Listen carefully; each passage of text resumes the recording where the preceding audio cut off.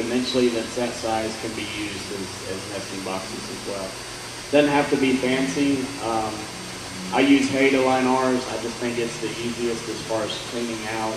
They do like to make a nest, and so they can make a nest the easiest with hay. With the shavings, because they do use 3 to 4 birds, if not more, use one box. If you use shavings, you may have to dig through to find your eggs every day.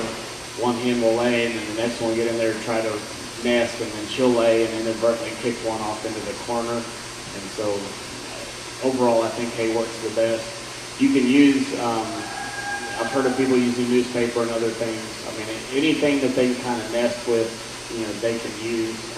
In my opinion, the hay just works the easiest on that. And I think that covers most of the basics. Feel free to anytime to ever, if you have a question, shoot me an email, give me a phone call. I can answer most of the questions you may have or point you in the direction of somebody that can.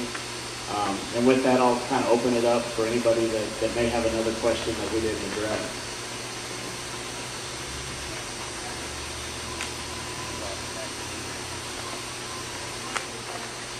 One other thing about the nest boxes, like, it seems like they always want to get in the same nest box. And what we've done is in the coops, where we can only have like 1 or 2, we'll make them 24 long and then 12 deep and 12 high.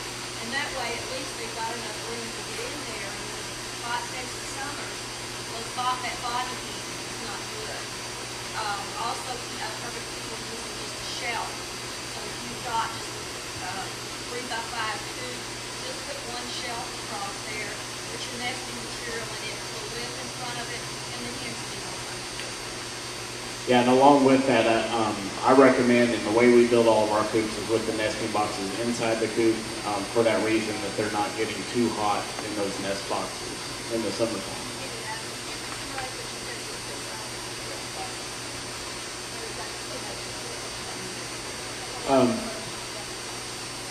Let me see if I can roll with it. What she was talking about with the nesting boxes was dimensions, right? And yeah. No, that's okay. That's okay. We can't have both mics on with this interference. Like Josh was saying, the chickens always seem to want to nest in the same spot.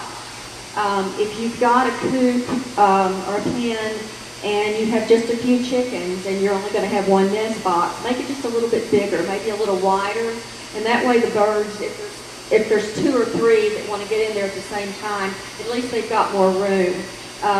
In the heat of the summer, the body heat of the chickens are going to make them a lot harder, and they're going to be a little more stressed. In some of your smaller coops, and if they're not real wide, you can just put a shelf across one end, put a lip on it to keep your nesting materials in, and then that way, again, the birds will have a little bit more room to move around. A lot of people believe that they should have a lot of darkness and privacy when they lay. That's sometimes true of some birds, but never bothered any of mine or anybody else's that I know of. Don't mess with the curtains and stuff like that. What do you paint your finished coops with? I paint, what she asked is what we paint our coops with. We just use latex paint. I've talked to some companies that are out there, and they don't really make a product other than latex that's any more environmentally friendly or anything like that.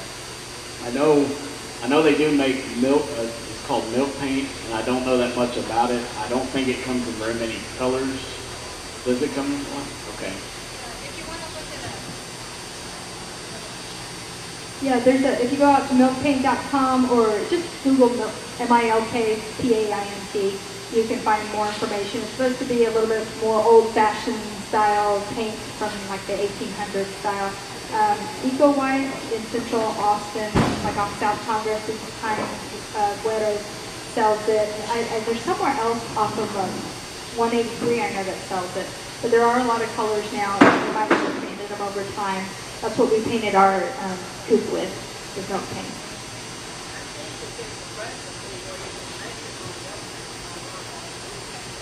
She was saying that if you look online, that she thinks there's a recipe you can actually make your own paint through that process. How off the ground and how far away from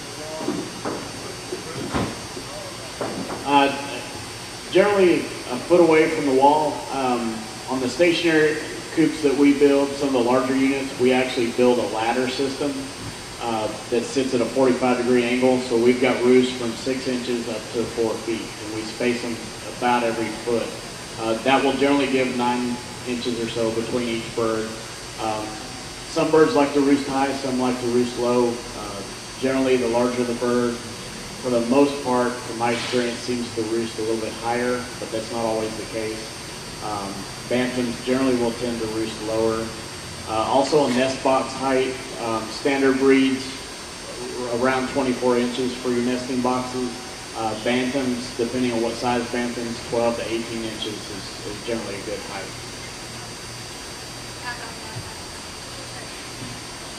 I would also add, when you're considering nest boxes in relation to your roost, the roost should be the highest point. So, because otherwise, if the nest box part is higher, they'll go roost on that, and you'll have, a mix of not only eggs, but other things that you don't want in your nest box. Yeah.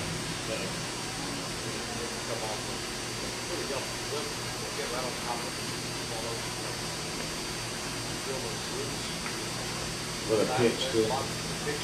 Right. Yeah. What he was saying there is when you build your nest boxes, if you do put a roof on them, put a good at least a 18 to 20 degree pitch on there, where it makes it difficult for them to roost on top of the nest boxes, and they generally won't. If they do, then it's easy enough to clean the manure, just rake it right off the top of the nest boxes. Anybody else?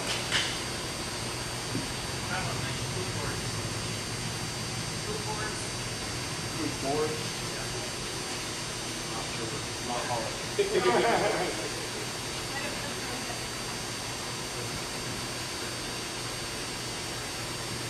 I was going to mention poop boards. If you have a fully enclosed coop with a floor,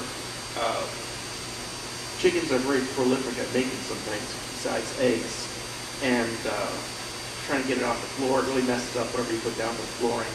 And some people use like a 1x12 or something underneath the roost, and then every once in a while you just scrape it off.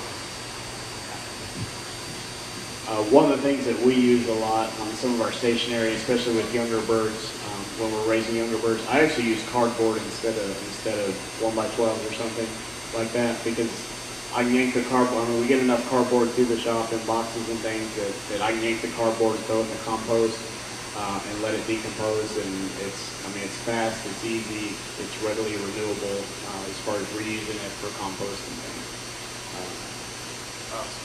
I bought the chickens here about 4 months ago, and what I did is I had them in the house and the Rubbermaid, and it's warm, and now they're outside, and I have like a little dog tail sometimes on the bowl, and I took that outside my way to the garden, and there's in there, a little box, a little cardboard box, and that's what they go in, and put their business on the raised bed garden. It's worked for a while. But to answer this question, I emailed you about it. I've been all over the internet, and it tells me how to build sawhorses, cabinets, anything I want, but I can't find a chicken coop plan. They're there, but they want you to buy the book. Why are they so hard to find? I have the same problem, I just like two. One was an A-frame that was from organic gardening, and one was for a walking. And those are the only 2 free ones that I found. What's that about? Does Garden Coop not have .com not have it or something like that? Yeah, Garden Coop, that's For a free. That's a $29 kind of plan. So Okay. I think it's probably worth paying for if you really want some good ideas on your own. I just find it odd that you go with the Yeah. no way. You could also search, though this isn't an ongoing resource, there's a woman from the Meetup who wanted, I forgot her name, I want to say Patty in Belton. She was looking for someone to help her build a coop, and so she posted her plans on the website, on the Meetup site. So if you search maybe Patty or Belton,